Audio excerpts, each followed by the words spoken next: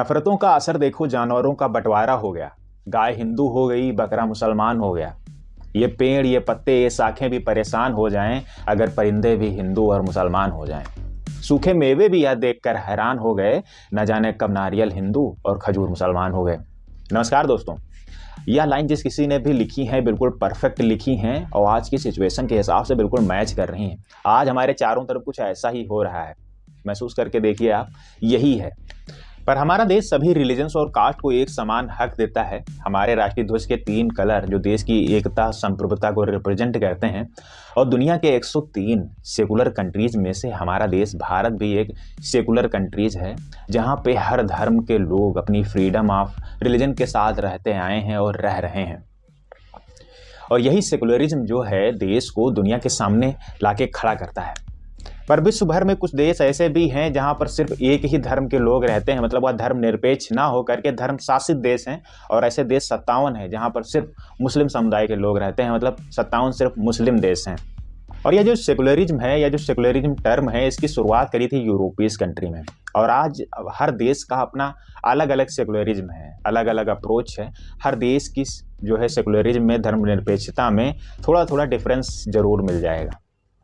लेकिन हमारे देश का यह जो सेकुलरिज्म है, इसको बनाए रखने के लिए ऐसी बहुत सी आइडियोलॉजी के लोग आए हैं, सूफी संत आए हैं जो चाहते थे कि यह सेकुलरिज्म बना रहे, ऐसे ही चलता रहे, बढ़ावा दिया है इसको। तो ऐसी बहुत सी बायोग्राफी आपको मिल जाएंगी, बहुत से ऐसे आइडियोलॉजी के सूफी संत हुए हैं जो ऐसा चाहते थे। और हमारी इस धरती पे, हमारे भारत पे चंद्रगुप्त मौर्य जैसे, अकबर जैसे और शाहजहां जैसे शासक भी हुए हैं। तो जाहिर सी बात है यह धर्मनिरपेक्षता तो फैलेगी ही फैलेगी। अपना अपना रिलीजन फॉलो करते करते आज डिवीजन देश में इस लेवल तक व्याप्त हो चुका है कि धर्म और जात को बहुत पीछे छोड़ दिया है। आज के इंडिया में लड़ाई हो रही है कपड़ों की। कर्नाटक में स्कूल स्टूडेंट को अपने होमवर्क से ज़्यादा टेंशन यह है कि सामने वाले बंदे ने पहन क्या रखा है। वहाँ पे हिजाब और भगवे गमछे की लड़ाई चल रही है। हम बात कर रहे हैं कर्नाटक के हिजाब विवाद की। कर्नाटक के शिक्षण संस्थानों में हिजाब विवाद पर आज भी कर्नाटका में कॉलेजों में हिजाब ने जब अपनी हाजिरी दर्ज की तो भगवा गमछे उसके मुकाबले में आकर खड़े हो गए, उसे चुनौती देने की। कर्नाटक हाईकोर्ट के अंतरिम रोक को सुप्रीम कोर्ट में चुनौती दे दी गई थी। कर्नाटक हाईकोर्ट की sought to be brought up before the Supreme Court, which declined to urgently hear the matter. The Chief Justice saying, "Don't make this a national issue." But this is संस्थानों में पढ़ाई की जगह हिजाब बनाम भगवा की लड़ाई चल रही है। एक पक्ष जय श्री राम का नारा लगा रहा है और दूसरा पक्ष नारों में ही उसका जवाब दे रहा है। उत्तराखंड से न्यूज आती है कि दलित भोजन माता के हाथ का सवर्ण बच्चों ने खाना नहीं खाया।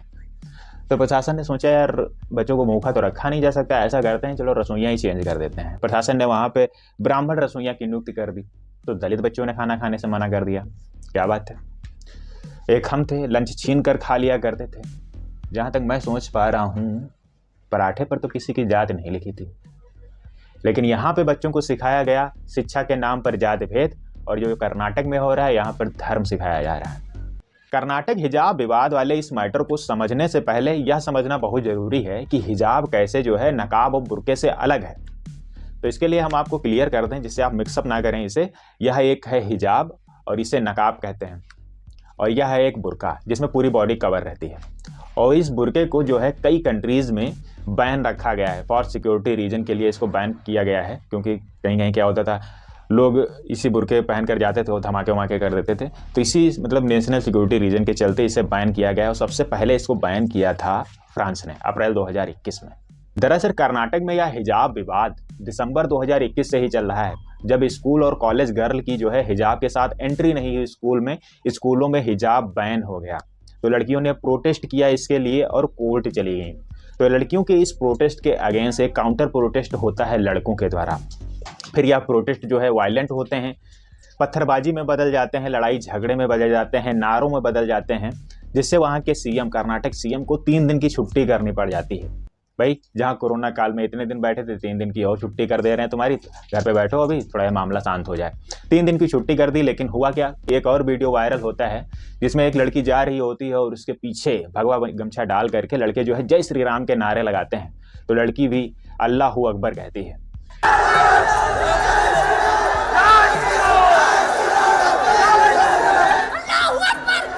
जिन बच्चों को साइंस और मैथ के अल्फा बीटा गामा में उलझना चाहिए, वो बच्चे जय श्री राम और अल्लाहू अकबर में उलझ रहे हैं, उलझाए जा रहे हैं।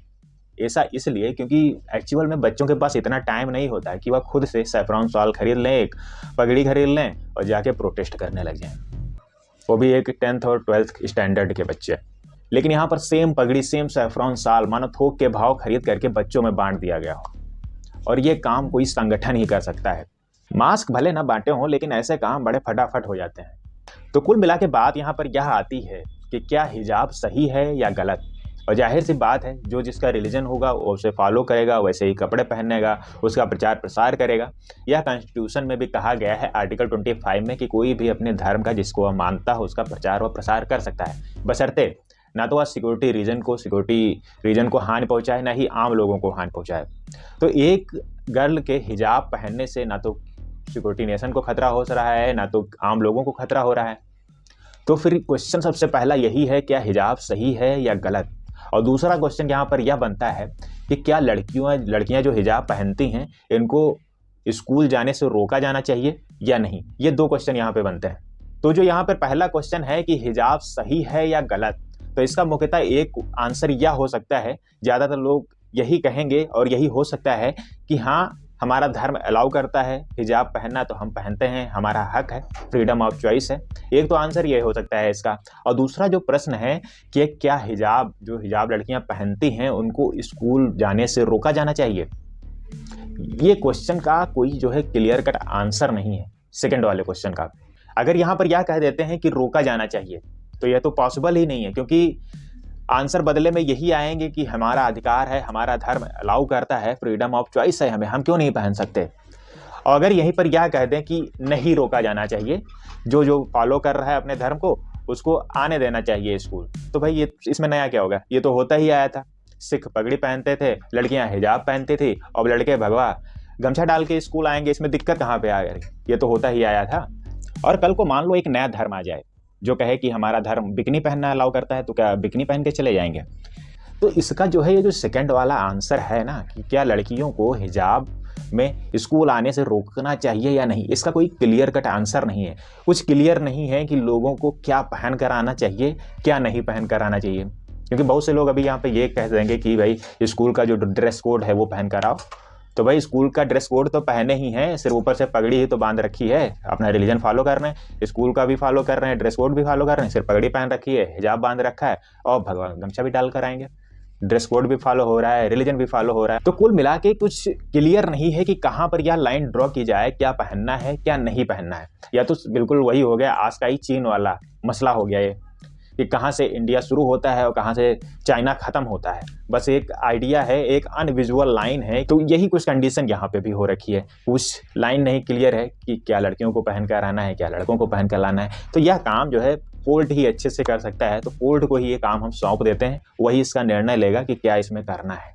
और इस कर्नाटक हिजाब विवाद में एक क्वेश्चन और बनता है कि क्या जो महिलाएं जो हिजाब पहनती हैं, जो गर्ल्स हिजाब पहनती हैं, वह इनका धर्म अलाउ करता है इसलिए पहनती हैं, या फिर इनके पेरेंट्स और इनके धर्म कम्युनिटी के लोगों के द्वारा फोर्स किया जा रहा है कि तुम्हें पहनना ही पहनना है।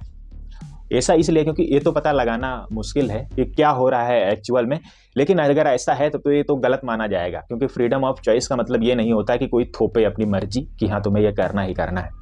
क्योंकि ऐसा देखने को मिला है बहुत से देशों में, और ईरानियन प्रोटेस्ट इसके एग्जाम्पल है। वहाँ पे महिलाओं ने प्रोटेस्ट किया था कि उन पर कोई थोप नहीं सकता कि क्या पहनना है क्या नहीं पहनना है। वह बुर्के के खिलाफ थी, वहाँ पे मतलब वह नहीं पहनना चाहती थी, उनके कम्युनिटी के द्वारा उन पर प्रेशर डाला जा रहा था, तो उन्होंने प्रोटेस्ट किया। तो वहाँ पे तो दो आर्गूमेंट यह बनते थे, एक बनता है वुमेन एम्पावरमेंट का और दूसरा बनता है फ्रीडम ऑफ चॉइस का। लेकिन हमारे देश में क्या है, यह लोग ना तो वुमेन एम्पावरमेंट चाहते हैं, ना ही फ्रीडम ऑफ चॉइस देना चाहते हैं, बस इनके अंदर दूसरे धर्म को लेकर के सिर्फ जहर मात्र भरा हुआ है। और यकीन मानिए इस तरह का डिवीजन यह पीढ़ी तो देख लेगी, पर आने वाली पीढ़ियां इसे सह नहीं पाएंगी। या जो तबलीगी जमात और धर्म संसद करके रिलीजन्स के बीच में जो जहर फैलाया जा रहा है, यह बहुत ही खतरनाक है। अपने बच्चों को ऐसी एक्सट्रीमिस्ट आइडियोलॉजी के लोगों से बहुत दूर रखें। देश के अंदर जय श्री राम और अल्लाहू अकबर रटते रटते जय हिंद कहीं खोता जा रहा है। देश के अंदर रिलीजन्स आपस में जहर फैला रहे हैं और बॉर्डर पर हमारे सोल्जर्स जय हिंद मतलब देश के लिए लड़ रहे हैं। वह किसी की जात किसी का धर्म पूछ के रक्षा नहीं करते, वह देश की रक्षा करते हैं जिससे सब महफूज रहें। तो मेरा ओपिनियन तो यही है, देश को देखिए, जय हिंद को देखिए, और किसी के बहकावे में ना आए। बाकी पॉलिटिक्स का तो काम ही यही है, डिवाइड करना। जो काम पहले ब्रिटिश करते थे, डिवाइड एंड रूल फॉलो करते थे, फूट डालो और राज करो, वही काम आज के पॉलिटिशियन कर रहे हैं, नेता कर रहे हैं।